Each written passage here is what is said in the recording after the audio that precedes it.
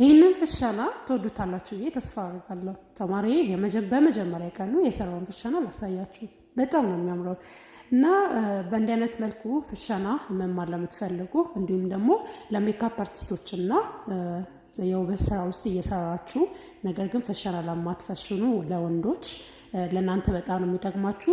ብዙ ጊዜ ሜካፕ ሌላ ቦታ ፍሸና ሌላ ቦታ ነው እና የሚሰሩት። በተለይ ሜካፕ አርቲስቶች እዛው ፍሸና ብትይዙ እዛው በዛው ብሰሯቸው ሌላ ቦታ ከሚሄዱ ሞር የተመረጠ ነው፣ የተሻለ ነው ለእናንተ ብዬ አስባለሁ። መማር ለምትፈልጉ ባዮ ላይ ስልክ ያለ በዛ አድራሻ በመደወል ቦታ ሳይሞላ እየተመዘገባችሁ መማር ትችላላችሁ።